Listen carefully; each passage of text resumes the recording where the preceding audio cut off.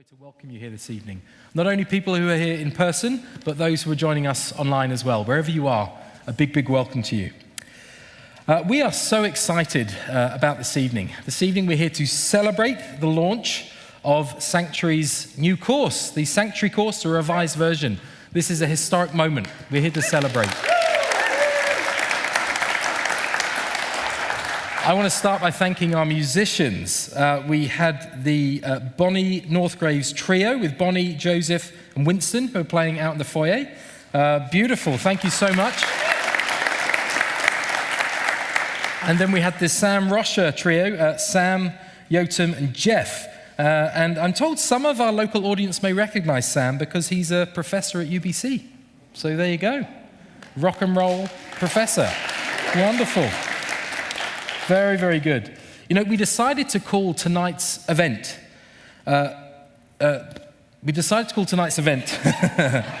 Sanctuary Celebrates Living, Listening, Launching, because this is first and foremost a celebration. But it's not just about Sanctuary, it's about honoring all of those who have helped to make this resource happen. You know, I've often said, people use the resource, say that was really great, and they have no idea how much time and effort has gone into it. And tonight we get a chance to showcase some of the process and some of the people involved in helping to make the resource happen. You know, listening well is really, really important to us. And we don't just want to listen to the voices of lived experience, which we do as an organization, but we also want to listen to the communities who've used our resources. The feedback and contributions from communities who've used our resources around the world have actually influenced and shaped this new version of the course. So that's why we're here tonight. Tonight felt appropriate to launch the Sanctuary course by gathering with you and listening to some of those involved in the course's creation. Tonight we'll listen to an artist, a church leader, our content writers, our filmmaker, a mental health professional, and a variety of people with lived experience who have generously shared their stories with us. I now want to introduce you to our first guest, Randall Barnettson of the Bear Clan. Randall is from the village of Natle-Wuten and of the Dakal First Nation. Randall is an Indigenous artist, designer, and musician whose work, Woven Sun, is featured in the new version of the Sanctuary course. And rather excitingly, we've recently found out that Randall has been commissioned to display a piece at YVR Airport, the Vancouver Airport. So, yeah, it's people all over the world will be enjoying Randall's work for the years to come. Randall is here to kick us off with a land acknowledgement. So, over to you, Randall. Masicho dan. Hari sundo, delugweisli, dantemusli, narle wasten inca dene dakel. Masicho, Squamish, Masquim, Swalatuth, Snachalia, Udagi, Hothnawenda-chu, Yusen, Wakantakan. My name is Randall Bear Barnettson. I come from the village of Natle-Wuten, the Dantemu Bear Clan, and of the Dakel Hinka Dene people. I want to thank Creator for the beautiful day we have, for the beautiful people in my midst, for the beautiful land that we get to work, live, and play on. The land of the Musqueam, the Squamish, and the Tsleil-Waututh, the Coast Salish people who have been here since time immemorial, who have worked with Creator, Yusen, Udagi, the being up on high, in preserving these lands and waters since time immemorial. And we raise our hands to them, and we say thank you. Snachalia. Thank you, Randall. Randall, come and sit down. Join me on the couch. I've always wanted to be a talk show host, and tonight, this is just so exciting. Well, Randall, the first of many guests I'll welcome onto my show. This is the first show of many as well. Now, Randall, we're looking at your piece behind you on the screen. This was originally created for Sanctuary's art exhibition, Healing in Color. Randall, can you tell us a bit about the inspiration and the meaning behind Woven Sun? Thanks, Dan. Yeah, Woven Sun was... It was a kind of a play on the two pieces that I did. I did a Braided Moon and Woven Sun, and both of them were talking about integrating self-care and mental health into a holistic sense of your whole life, really. You got it in the sun representing life and goodness, and then weaving those patterns of self-care into every aspect of your life. And that's why I had the sunbeams coming out there and stretching it, and the weaving going on. So Yeah. Wow. Well, I know, when we ran the exhibition at the Dalshinel Gallery, I know that your work gained a lot of interest, which was reflected in people buying the prints afterwards. And I have to confess, I have one on my wall at home. It's a beautiful piece. Thank you. Randall, I wonder if you could just speak to, what role you think art can play in the faith and mental health conversation. And in part, one of the big shifts in the new course is we've included art because, we see the value of it as an organization. But I wonder if you can speak to the role of art in the faith and mental health conversation. For me, the role of art is completely intertwined into my faith and into my mental health. From the indigenous perspective, everything is intertwined. Our spirituality, the land, the creatures, ourselves, creator, everything is intertwined. And I take that approach into my art as well. My art influences my mental health influences my art, and my spirituality also influences all of these. And wanting to share my spirituality and my mental health and break down a lot of stigma around these conversations about being depressed in church and also being indigenous in church. And that's why I love working with Sanctuary and like yourself, because we get to have these conversations, and that it's not a stigmatized thing. This is open, this is beautiful. And so, yeah. Wow. Well, look, I mean, I know the great irony in me sitting here as a white middle-class British man. But I have to say, as someone who is soon to become a Canadian in the next few months, congrats. That's happening. I'm just so delighted that we get to work with you and we get to learn from you. And we will always seek to learn from our Indigenous brothers and sisters because there is much we can learn, particularly around the mental health conversation and living an integrated, holistic life. So, Randall, we thank you so much for your art, for challenging us, for inspiring us, and thank you so much for bringing all of yourself to this piece of work that we get to share with the world. So thanks, you. Thanks, Dan. I appreciate it. And I look forward to seeing you at my next solo show next month in June. Got a shameless plug there. Oh, and, I'm there. So. Do you need a host to present? Oh, yes. Professor X, you'll do great over here. Oh, great. My fee is not too big. No, that's wonderful. Thank you, Randall. So Randall's art is featured in session 7 of the new version of the course, and we're actually now going to take our first look at the course now. So let's roll the film. Something had happened that triggered so much anxiety for me that my mind couldn't stop, and I was getting increasingly depressed. I felt like life was about to end. I was struggling with anorexia and bulimia. I was so broken. I'm not in any danger, and I'm just breathing like something bad had really happened. I thought, I'm always sad. If you dig deep, there'll be this river of sadness that flows underneath everything. Sense of the world closing in on me. Horrible, horrible experience. I started to have delusions. I was not reading reality properly. I was really scared. I thought, there's no way out of this. It's hard to see a way that this could be different, but hang in there, get help, because it really can be different. The way I performed or looked externally didn't seem to align with what other people thought depression looked like. They're like, oh, well, you're okay. Oh, well, you're in school. Oh, you're getting A's. You're fine. Culturally, mental health issues is just not recognized in the Asian American experience. There was certainly a kind of a stigma attached to it. I felt so much shame. I couldn't let somebody else into that world. It's critical to normalize. Don't stick our heads in the sand and not recognizing there is someone in your congregation that is dealing with some issue related to mental health. We all need to lament together, articulating our sadness and recognizing that even in our sadness, God is there. Your struggles, your suffering, your diagnoses do not exclude you from belonging. Those things are welcome to be talked about.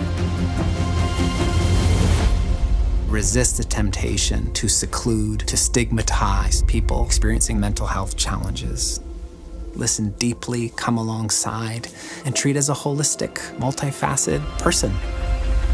Mental health is important because it cuts to the very heart of our experience of being human beings. Do some work and do some learning. Find empathy and compassion for real people having real experiences. when there is a hand that can guide you through God, it will be inspiring to know that there's someone there who may be able to help you. God is here, and I think a really good church community would say, and we are here too. Well, there it is. There it is, the Sanctuary course. Yes. Yes, yes, yes. I know one of my colleagues, Brianna, who has 4 boys, just had I think Jericho's here this evening, the couple of weeks old, but one of her sons, when he saw our trailer, said, like, that's better than the Spider-Man trailer. So, like, that's about the highest praise we could hope for. So, wonderful, wonderful, wonderful. Okay, we're going to introduce our next guest. Randall, you're going to scooch along. This is true Graham Norton style. And we're going to welcome up Nathan Utangi. Welcome, Nathan. Thank you for having me. Yes, Nathan. Nathan is the pastor of children's ministry here at 10th Church. I know Nathan really well. I'm talking like he's... Nathan's a good friend, and he's actually really significant in our story, as is 10th Church. You know, we're being hosted here this evening by 10th for free, I might add, so we're very grateful for that. You're welcome. Always grateful. You're welcome. Yes, yes, Nathan made it happen, so thank you, Nathan. And 10th has been amazing supporters to us. Actually, one of our founding directors, the Reverend Dr. Sharon Smith, was a member at 10th when she founded Sanctuary. So there is this long story with 10th Church, so it seems appropriate that we're here this evening. Nathan has been involved with Sanctuary for a long time. Nathan actually helped to pilot the first version of the course, and he helped to pilot the second version of the course, and he's facilitated running the course a number of times, and he's given us really helpful feedback as we've shaped the new material for the new version. So, Nathan, it's great to have you. Welcome to the couch. Thanks for having me. I love critiquing things, so hence the feedback. Yes, thank you. Yes. Yes. We can. Don't critique. Do you want to critique me now? Or I feel like you were leading to something. I feel like you could stand up or sit up a little bit more straight, but that's fine. Yeah. Okay, thanks. It's okay. The in-ear monitor has told him, thanks, Nathan. I was slouching, wasn't I? Well done. No, that's great. So Nathan, what has your journey with Sanctuary and your experience of facilitating the course been like? You've been with us for 4 years, on the ground, helping people through this. Just tell us a bit about your experience of working with the Sanctuary material. The Sanctuary material, I think, for me has been an eye-opening experience. Previous to, I guess, working with you and with the writers of the course, I had a very small understanding about what mental health looked like, a small understanding of where I fit on the mental health spectrum. And as I think I got to embrace it, talk about it, discuss it with a plethora of different people, I got to understand where I fit, where they fit, and that we all get to be encompassed by God in that. And so that has been the beautiful nature of facilitating and the journey with Sanctuary. Yeah. Yes, wonderful. Tell us a bit about your experience of, you know, when you think about the people you've worked with, the impact you've seen on people. Tell us a bit about the impact you've seen on the communities you've worked with the Sanctuary course. Yeah, I think there's a good number of different changes. I recall one family in particular, one couple that joined one of the Sanctuary courses I was with. And when we started, as a facilitator, I like to have people journey through the emotion wheel and just give us verbiage and words to really talk about what we're feeling as we come into this space. And as we started the course, this couple had no idea what these words meant, how it was connected to their emotional space. And as we journeyed through it, after 8 weeks, they got better at it and they started practicing it. They got to see these emotions play out in other people. And they learned actually how to be present with others because of that. They were aware of themselves, of what was going on inside. And then they got to be with others. And now after a year and a half of having them do that, they're still coming to me saying, we're still using that emotions wheel. We're still learning, we're still growing. And I think that's where the Sanctuary course and the experience of it really allows us to step into a new way of living, a new way of life. Yeah, I think that's I'm so pleased to hear you say that, because you know, the amount of people, very often we'd get people who'd say to me, we do mental health and faith, and they say, oh yeah, I have an uncle who has depression, or I have a friend who has anxiety. And then people do the course and they realize in the midst of doing the course, like, oh no, this isn't about my uncle or my friend, this is about me. This is about my mental health, and this is about my journey. And I'm just so pleased to hear that that's been your experience, because that's why we do it. You did it. And even just the video, I'm like, story after story after story, right? Like, everyone's story matters here, and we get to hear it. So the more we get to sit with them, to be with them, to journey with them in those very simple, tangible ways, I think allows for this beautiful nature of healing, of processing, of embracing the idea of mental health, and how faith gets to journey with us in that. Well, thank you, Nathan. We really do appreciate all your support and just for being a great advocate for our work. We're just so grateful. So thank you. Thank you. Okay, well, we're going to watch another film. And this film is Cheryl Bair's film. Some of you will know Reverend Dr. Cheryl Bair, who works in the downtown east side. We're going to share a clip from one of the new course films that reflects on the importance of community, and it features Cheryl's story. Cheryl is from the village of Nutley Wuten, is the director of community ministry at First United Church. She's a sanctuary advisor, and she's also Randall's mother. So there you go. And Cheryl also lives with anxiety. So this is Cheryl's story. Let's roll the film.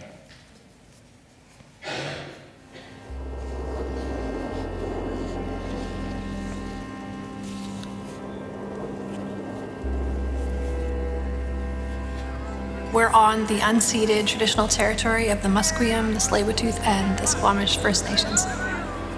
Howdy, Suanda Cheryl Bearslee, Natley Weston, Damdanuslee. My name is Cheryl Bair, and I'm from the beautiful village of Natley Weston First Nation, which is located in BC, about an hour and a half west of Prince George. I had an uncle who passed away when I was 5. My Uncle Norman, it was a very traumatic death. After my Uncle Norman's death, I would wake up in the middle of the night, or I couldn't sleep, and so I'd go sit by my parents' bedroom door, and I would listen to them breathing.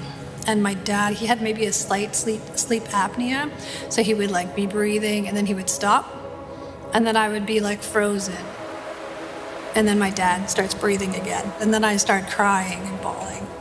I think that kind of trauma just sort of like, it sticks, right? In 2011, I ended up in the hospital over the course of about 3 or 4 months, and I went in with chest pains and I couldn't breathe. And all of those 3 or 4 times they sent me away. They're like, "Ma'am, you're fine. Go home." And I was like, "No, I don't understand. Like, I'm dying. Like, there's something so wrong." And finally, I think on the last visit, the emergency room doctor said, "I think you should see your GP and just talk about anxiety." So I go to my GP and I filled out this test. He's like, "Yeah, you have anxiety, like high anxiety." I thought, I want to lean into healing as much as I possibly can. I reached out and I found a really great Indigenous counselor. Counseling, it might have saved me. It was so helpful to me, those couple of years of learning about all of this. My day job is working as the Director of Community Ministry at First United Church. It's on the downtown east side of Vancouver, which is known as the poorest neighborhood in Canada. It really is a very tight-knit community. There's a lot of brokenness, there's a lot of addiction here. There's a vulnerability and there's an honesty. So nobody, walks around acting like, I've got it all together and I know exactly what I'm doing. And it's helped me to also be that vulnerable about these things. I love doing things organically and letting relationships grow and just trying to be a healing presence to folks. And some of the best friendships of my life have come out of working with folks on the downtown east side. My dream is to have just a low barrier space where people could come in and just get spiritual care and have a spiritually safe place and just feel loved by God.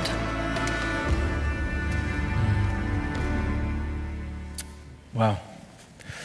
I still gets me every time. I'm just so proud of the fact that we're not only sharing amazing stories like Cheryl's, but we're also getting to showcase this amazing city, and also to be honest and open about some of the challenges that are faced in this city. I just think there's something incredibly powerful about the fact that we get to do that. So we're very, very grateful. On behalf of Cheryl, we're very grateful to Cheryl for the story. Amazing. Okay, well, gentlemen, it's time to scooch up to the next couch because our next guests are joining us. I'm going to welcome up Kate Dewhurst and Jane Bourne. Jane, if you grab the other mic. Yes, welcome, welcome. So Kate is our Director of Programming. Kate, how long have you been working for Sanctuary?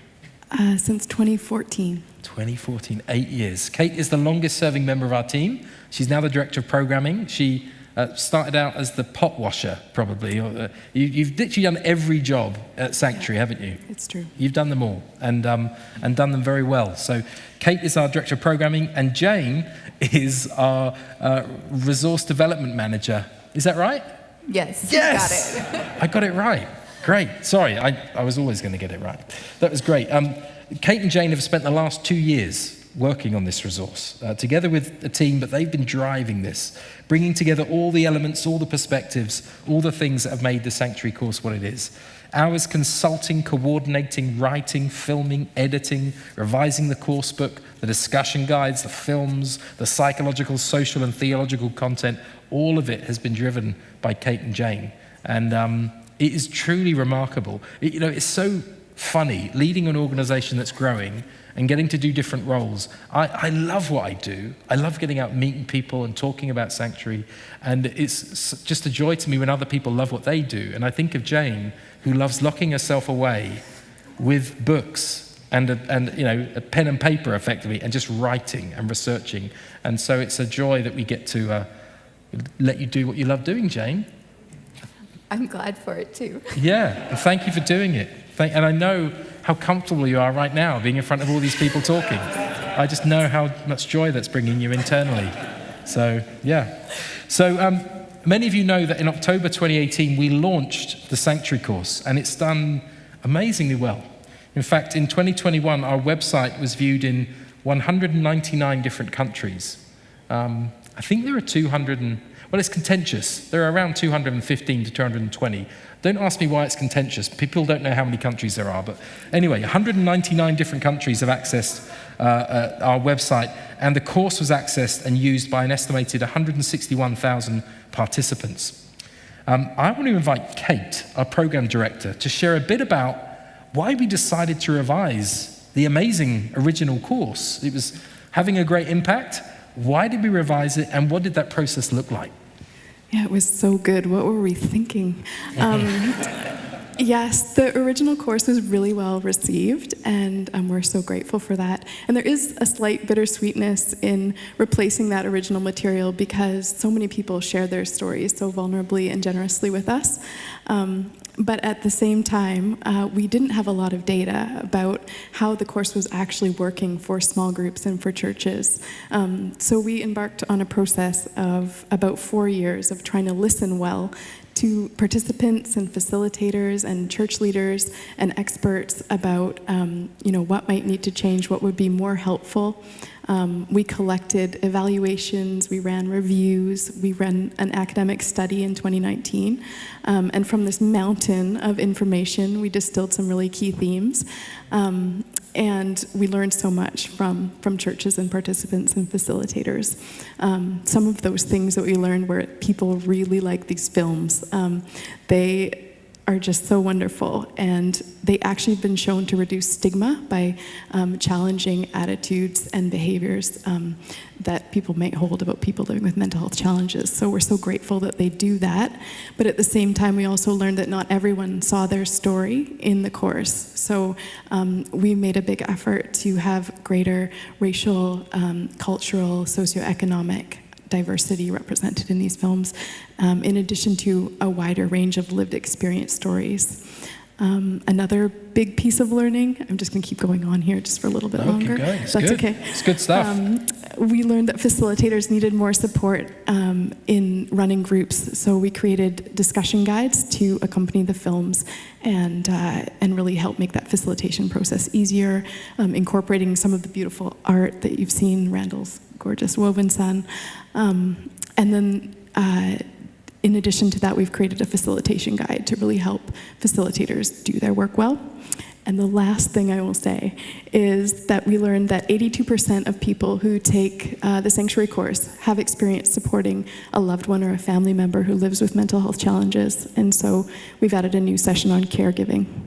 So that's a summary of some of the changes, and we hope that they will be well received, but we look forward to hearing from all of you about how you like the new material.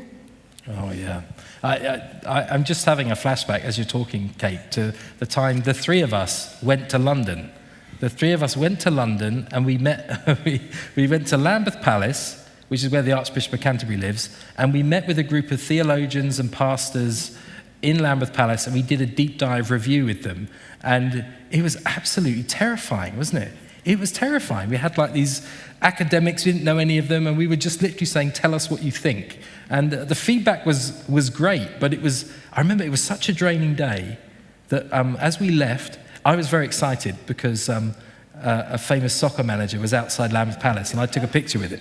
Yes. They're not going to show you the picture. He's an England soccer man. He managed the England national team. Kate was like, I don't think I've ever seen you that excited before. I'm like, it's a very exciting moment. But we walked across Westminster Bridge and we went to a pub. And I remember sitting in the pub and just going, okay, we've got through it. The Sanctuary course, it's going to be okay, but we know we can change things and improve things. So, yeah, amazing. Thank you for bearing with us as we've done it. It's been amazing. Jane, I wonder if you can tell us about some of your highlights from creating this resource.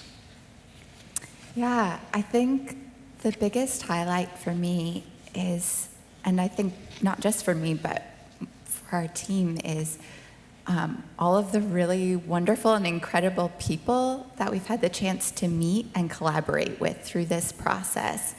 I think at the end of the program, you'll see we did our own little version of a credits that they roll at the end of a movie, and putting that list of names together was really quite overwhelming and emotional for me, realizing all of the people who've shared their stories. I mean, I think we filmed with more than 20 people in like 3 different countries. For me, writing the course book and the discussion guides, I worked with at least 10 different reviewers, people with lived experience, theologians, psychologists, psychiatrists, team members. And for me personally, it was such an enriching learning experience. And so now it's just really exciting that we get to not just share the riches of that learning and share that wisdom and share those voices and perspectives with the church, but in a sense it feels like, I don't know, throwing open the doors of your home and saying to the church at large, come and meet these wonderful people. I've learned so much from them, and I think you will too. So that's definitely my number one highlight. Yeah. There's something so exciting, isn't there, about, I used to lead a church on the south coast of England, just in a little town, a beautiful church full of beautiful people, but not people that would especially be exposed to the stories, or even like the methodology or the pedagogy, that all of the way the course is woven together. I just get so excited to think that we're exposing people like to art, like we're sharing Randall's art, and we're sharing different perspectives, different cultural perspectives. I just think there's so much value in that. As a local pastor from before, I can say that is a real gift. So I get really excited to think about the privilege of sharing these stories, and I'm glad you do too. Wonderful. I'm now going to introduce, I feel like this is like a big reveal, because often when Sanctuary, one thing Sanctuary does really well, and I know I'm blowing our own trumpet, but I mean it, that is we make amazing films. We're amazing at storytelling, and one of the reasons that's been confirmed is that another organization is now hiring us to make stuff with them, but they're saying, do it your way because you're so good at it. But the big reveal here is that our film editor is here this evening, and he's about to join us. Mr. Sean Dykink, please come to the stage.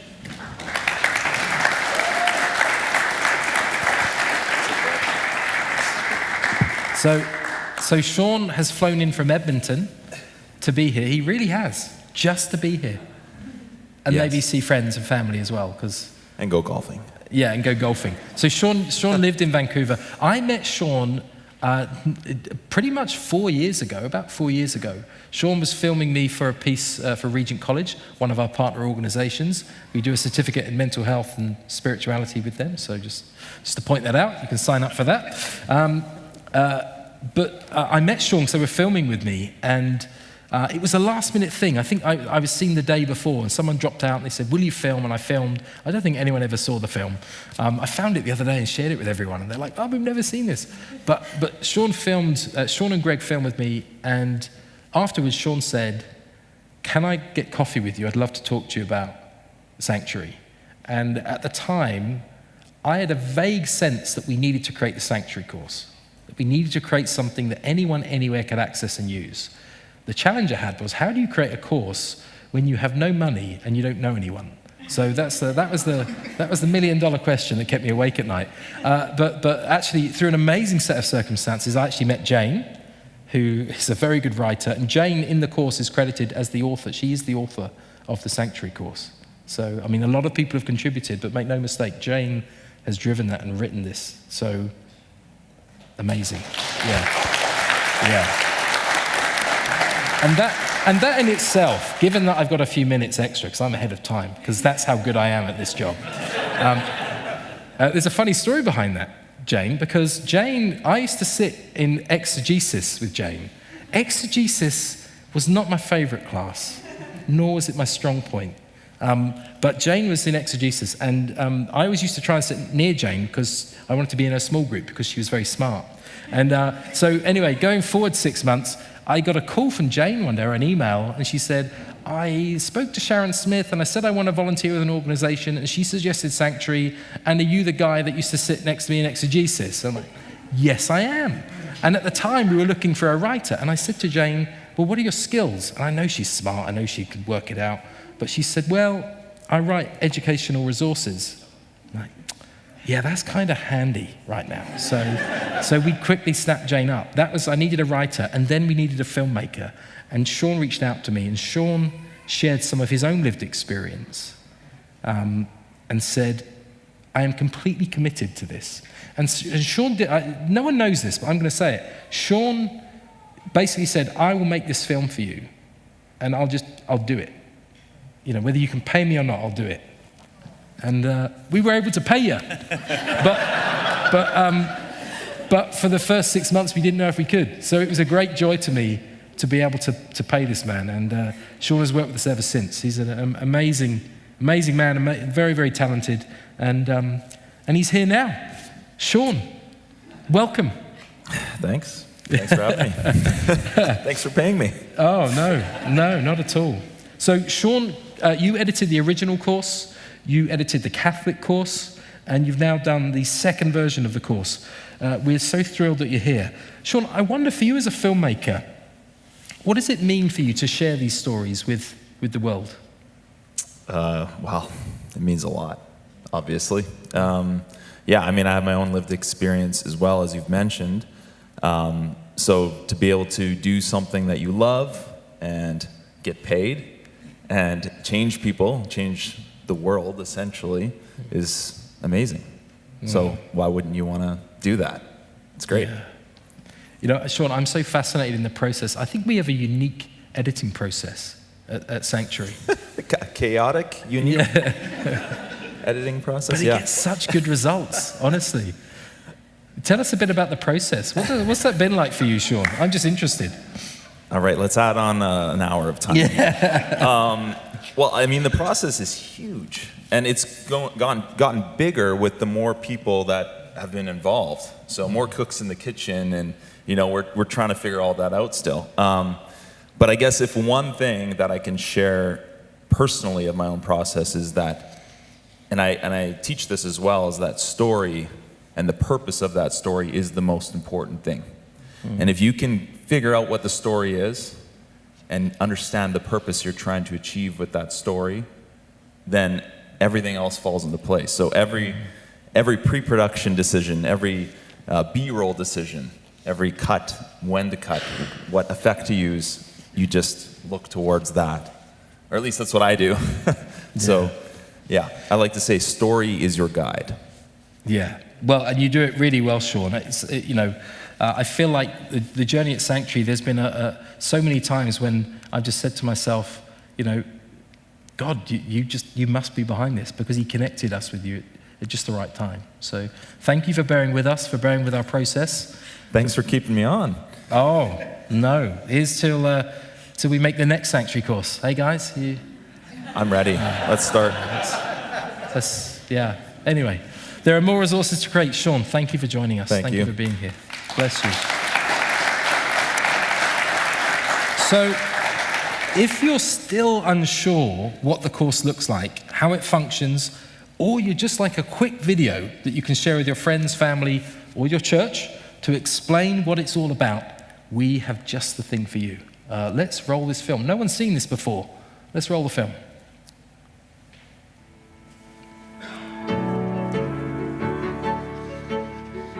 The conversation about mental health is big. 1 in 4 people will be affected by a mental health challenge at some point. People often turn to the church first for help. Many even reach out to church leaders before they talk to mental health professionals. So what does it look like for the church to care well for those of us experiencing mental health challenges? How do we reduce stigma, which creates barriers not only to diagnosis and treatment, but also to community? How can a church become a sanctuary? A place where people living with mental health challenges can feel safe, supported, and a sense of belonging. The Sanctuary course was created to inspire and equip communities of faith that are asking these important questions. Developed in consultation with mental health professionals, theologians, and people with lived experience of mental health challenges, this free 8-session small group resource explores key mental health topics and examines meaningful ways to support recovery, offer companionship, and promote well-being. It introduces a common language and framework to help build a mental health vocabulary within your community so that honest conversations can take place as we come alongside one another. It's also proven to reduce stigma by changing attitudes, beliefs, and behaviors towards people living with mental health challenges. The Sanctuary course is valuable as a teaching tool for the whole church and is best experienced in small group settings. The Sanctuary course is simple to facilitate. Before meeting, participants read the course book. Then, groups gather to watch a film featuring the story of a Christian living with a mental health challenge and highlighting the insights of experts with helpful biblical integration and ideas for community support. Groups also work through the discussion guide, which contains conversation-starting questions and opportunities for deeper reflection through visual art, poetry, prayers, and spiritual practices. The course is completely free, and all the materials are accessible through Sanctuary's easy-to-use online resource portal. The Sanctuary course is made for anyone, anywhere. Whether you're a pastor, lay leader, or passionate about mental health, you don't need to be an expert to begin having important conversations about mental health and faith in your community. Learn more and get started with the Sanctuary course today by visiting sanctuarymentalhealth.org.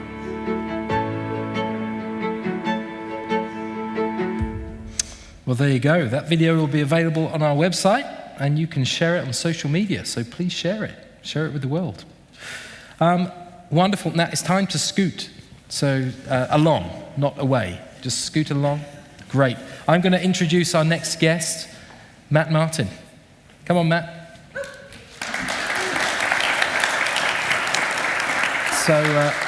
So Matt works in tech. He helps, I think you help mainly Catholic parishes manage their data. Let's say you do that. Maybe you do other things too. Close enough. I don't even know what my own staff do, so I don't even remember their job titles. But there we go. Matt does that. Matt is a Regent grad. He lives in Richmond, and you're engaged, aren't you? Yeah. Congratulations. Oh, she's here. Oh, wonderful. Matt features in our first film of the Sanctuary course. Matt, I acknowledge, obviously sharing your story can be a very vulnerable experience. It takes a lot of courage. And in your film, you mentioned the first time you shared your story with someone, and it was your pastor. I wonder if you could share a bit of what that experience was like. It was a while ago, not a time of my life that I love remembering. It was, I think that day was the first time that I had a panic attack. And I recall driving around town and just feeling like my life was ending, not for any objective reason, but in panic. And out of the blue, a friend calls me who I'd gone to university with, and he had struggled with depression. And he had told me about it. And I didn't tell him a whole lot about what was going on, but he just said, you know what, now's not a good time to be alone. I think you should try and be with somebody. And the only person that I thought was safe enough for me to start sharing about what was going on was a pastor that I knew at church. So I called him up, he didn't pick up. 10 minutes later, I try again. This time he picks up, and I meet with him at the church, and I just start to, I'm freaking out, but I'm able to start to share with him what was going on in my head. And he listened, and at the end of it, he said some really good words, but just very simply, he said, thank you so much for sharing with me. I want you to know that this doesn't change how I see you. In fact, if anything, I respect you that much more for sharing this with me. And I love you, and God loves you, and we'll walk through this together. And that was a first kind of a pinprick into the fear and the shame that I've been carrying. Obviously, it didn't make everything go away, but it was the start of letting somebody into what was going on in my head and heart and body. Wow. I'm so glad that you had a great pastor who gave you that advice. What a gift. That was obviously a big moment for you, Matt, and now years later you agreed to let us come and capture your story for hundreds of thousands of people around the world to listen to. What made you decide to share your story with Sanctuary? Well, first it was a film, so I don't have to sit in front of people and share it. I can just do it in front of the camera, and then so it's a little bit easier in that way. But I know that story has the power to break shame in a way that few things do. Particularly story when somebody is sharing vulnerably, and when it's true vulnerability, it's powerful, and you suddenly realize I'm not as alone as I felt. Maybe I'm not alone in this, and it starts to give words to put to your experience that you might not have had. I remember right around that time I was on the campus of the university I was studying at, sitting in the doctor's office, I think going for an allergy shot, and they just had this film running on a TV that was about people struggling with depression, and I was just, this is great, they had cornered the audience, and I'm just sitting there waiting and just kind of listening and watching and listening to these stories, and for the first time it dawned on me, I think I'm depressed, but I'd never had that language, and the language gave me the ability to go and to talk to somebody and put a name to it. And so, so many people have been a part of me getting to this point. And of course, it's a little scary sharing your story. You never know how people are going to see you afterwards. But if sharing part of my story helps somebody else not feel alone, put words to what they're going through, and be able to reach out for help, then it's, why wouldn't you? Wow. Well, thank you, Matthew. We are so grateful and appreciative that you've entrusted your story to us. And we just know the difference it's making. So thank you. Okay, we're now going to watch some of Matthew's story. So let's roll the film.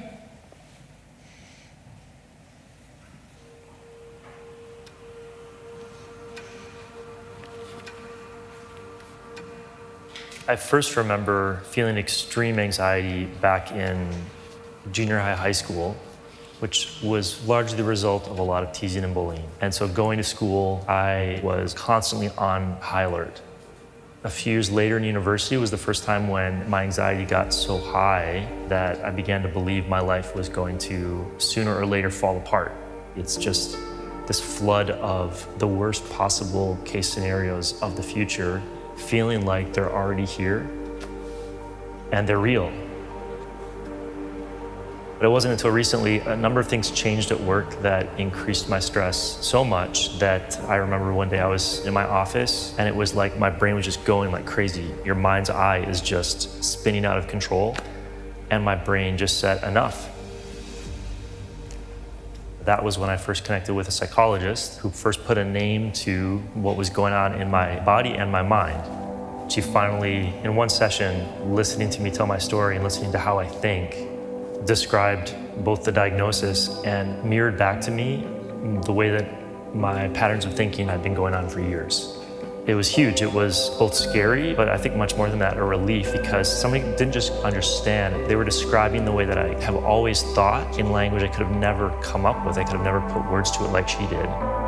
There's an explanation for it, and there's actually a path to learning how to not let this ruin your life. I have generalized anxiety disorder, and I also struggle with something called obsessional OCD, which is a lot of obsessional thinking without the compulsive behaviors that go along with it. I think dealing with this condition has changed the nature of faith for me. Faith is not primarily about being certain of my beliefs. Faith is about opening up my heart, that deepest part of your soul, to the possibility of God, and refusing to close off that place in your heart, and waiting for God there, and at times experiencing Him enough that you realize He is there. He is there. I thought of the story, they call her the hemorrhaging woman, who approached Jesus through this big, massive crowd of people, and he suddenly feels this power go out from him. And she had been trying really hard for a really long time to find healing, to find relief, to find care, and things had only gotten worse. And that's what it feels like, and has felt like a lot of the time, is you talk to a doctor, you talk to psychology, you talk to a counselor, you pray with your pastor, and things keep cycling. She didn't give up. She kept reaching out.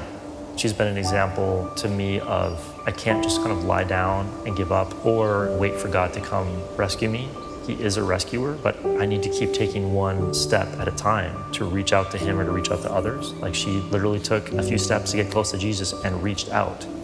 She didn't know if she was going to be healed. She didn't know if this was just one more in a long line of attempts. So to not give up and to keep reaching out.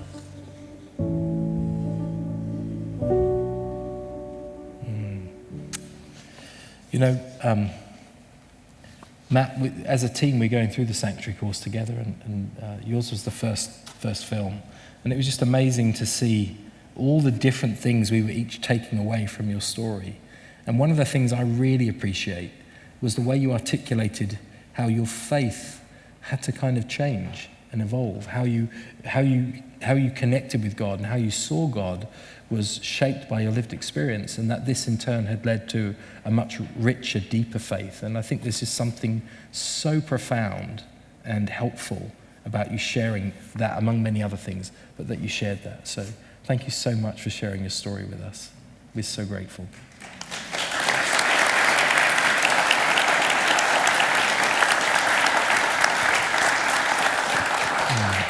Okay, well, I now need to introduce, it's time to scooch along. It's now time to introduce our final guest for the evening. Sanctuary not only works with lived experience stories, we also feature insights of theologians and mental health professionals. And I'm joined by a podcaster, a author, counseling psychologist, I should mention that, counseling psychologist, a speaker, but more than all of those things, a mother, little Audrey, but more than all of those things, Hilary McBride is Sanctuary's first ambassador. And even more than all of that, she's a wonderful person and a good friend, and we value her deeply. Hilary, thank you for joining us. Thank you so much for having me. Thank you. You paused at the end there, and I saw flash in front of my mind all of the stories that you could have told in that moment that would have incriminated me. I know. You know lots about my life. We've lived through many things together, and you were so gracious to say what you did. It's the kind of guy I am. That's right. There's still time, though. Okay, yes. There's a few minutes ahead of us. Hilary, I think I've known you since 2017. I remember someone who used to work in the office space that we used to work in, probably 4 or 5 times said, I've heard this podcast with this person called Hilary McBride, and you should talk with her.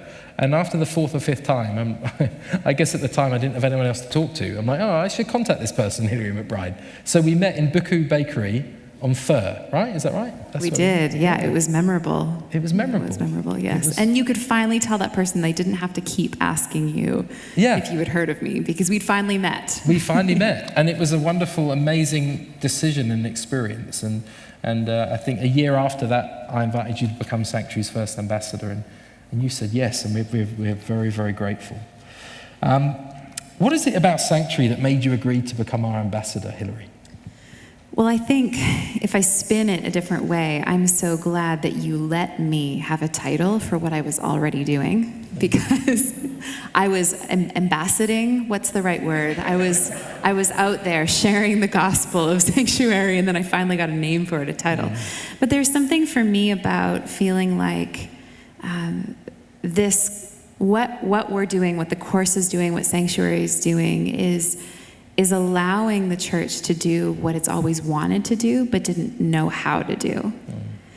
And for me, I think about the church being an opportunity for people to experience connection and healing. And it's really hard for healing to happen if we don't acknowledge where the wounds are, if we don't acknowledge where the pain is. You can imagine if someone went to the hospital and they said, my leg is hurting, and all we did was look at your arm.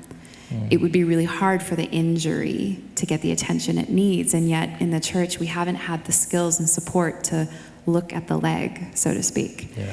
And so what I love about Sanctuary is that it's giving people the language and the space to actually turn their attention towards the way that people have been hurting. And what often goes along with mental health issues is mental health, right? Thriving and resilience. And when we can make space for the pain, then we can make space for thriving and connection and authenticity and all the things that are needed for us to be whole people and whole communities. So good. Hilary wrote a book recently called The Wisdom of Your Body. I should plug that. It's all about embodiment and helping us to reconnect with our bodies. And it's brilliant. Available at all good bookstores. Yeah. There you go, there's a freebie for you. So, Hilary, finally, tell us, what was it like participating as an expert in our films? It was a little anxiety-provoking for me, because I felt this need to do it right. I wanted to do right by Sanctuary and by this incredibly important topic for me. And I think ultimately what was organizing or centering for me in the process of participating was thinking not just about all the people who were going to be watching the film, but thinking about the me with lived experience, my own self and my own journey with mental illness, and the me who's sitting in church would have needed something like this. And it was like I was able to imagine giving a gift to my past self. Right? The self who was sitting in a faith community and didn't know if I was allowed to be a person who loved Jesus and have mental illness. And so there was something really, really redeeming, perhaps, in a way, to be a part of a resource that I knew that I would have needed at one point in my life. And in that way, it felt like it closed a piece of my story, or it created some opportunity for me to feel like I could give myself what I needed in giving someone else what they needed too. Wow. Well, Hilary, we're so grateful for all of your support and the many stories we've had together, and I think there are many more. I look forward to them, including the third course book. I can't wait to be here, celebrate. I'm just joking. Starts tomorrow. That's right. Yeah, tomorrow first thing. We'll start working on it. No, thank you, Hilary. You know, if you enjoyed hearing Hilary share just then, the good news is you'll probably enjoy the audiobook version of the course, because Hilary has narrated the audiobook. So you can listen to Hilary's therapeutic tones, sharing the Sanctuary course with you. So I highly recommend it. So we're now going to watch our last story film before we bring the evening to a close. And this is a film that back in 2020 in February, just before we knew about a global pandemic around the corner, I was in the northeast of England and I had the distinct privilege. I always say when we film a person's lived experience story, it's like treading on holy ground, because you're invited into places that maybe people haven't before, and it's a profound privilege.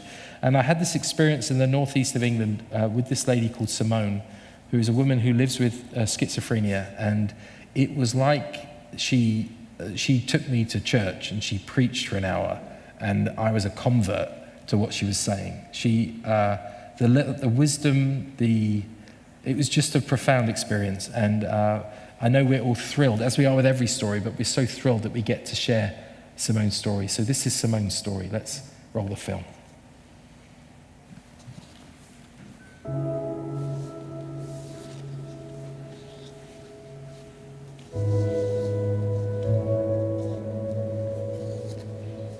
I was asleep and I had a visit, and the voice said, I am the Alpha and the Omega. And this man, very genteel, very striking eyes, very soft, very comforting manner, goes round this campfire and sat down, and he turned round to me and he said, why do you try to use big words? And I said, I don't mean to use big words. I don't understand big words. People don't listen to me. He said, what do you mean? And I said, I find it very hard to put my point across on paper, let alone in speaking to somebody. He went, you'll be heard. He said, try to be yourself and be honest with yourself and true. You won't remember everything what I say to you. We got up and he was walking away, and as he was waving, and I went, oh my gosh, I know who you are. I went, you're Jesus. And he waved and he went like that as he was walking away. And I thought, I've just been visited by Jesus. I've been visited by his angels. I've been visited by God himself. Living with schizophrenia and knowing that God is by your side is a positive aspect. He may not answer you as an immediate solution, but the end result can be more rewarding than what you can ever anticipate. It's taken me to here, so I'm going to be heard. So Jesus was right.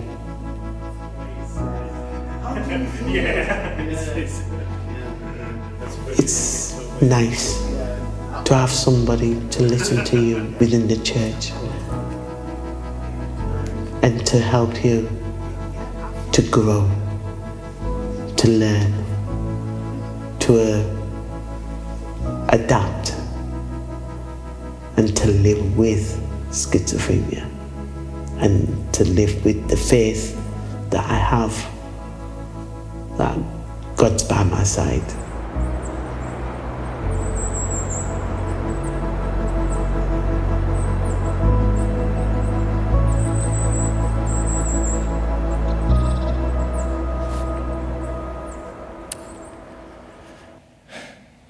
You know, as we planned this event, it was really important to our team to thank and honor the people who have made all of this happen.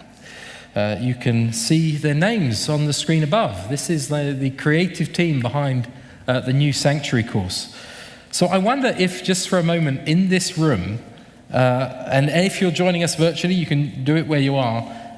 Obviously, so many people have contributed, but I'd like to invite you to stand up if you served as a reviewer or editor for the course book, the discussion guides, the films or audiobook, if you were involved in designing the course, if you contributed art or a written prayer, if you were interviewed for the films, if you piloted the course, if you participate in our study, if you facilitated the course, or if you've ever gone through the course, could you stand to your feet? All of you have to stand up for a start. I'll stand up as well. We just want to offer our sincere thanks to all of you for your support and help. Thank you.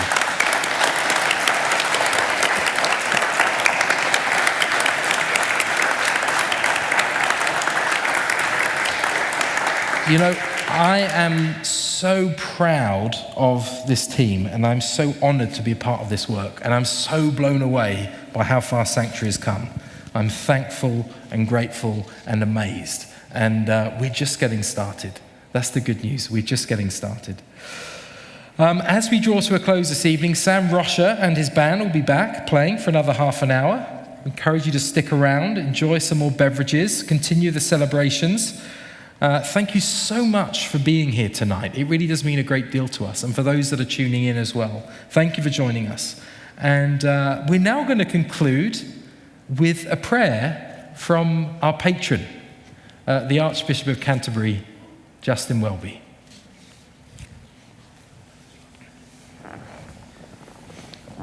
My name is Justin, and I live here at Lambeth Palace.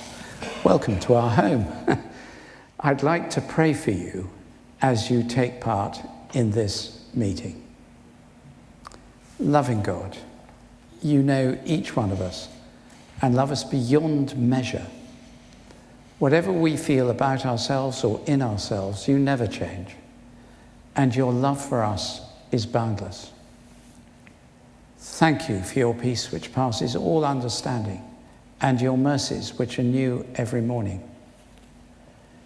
May every person participating today hear your voice in their conversations, thoughts and prayers, and may your church be a place of welcome and hope for all those of us who live with mental ill health.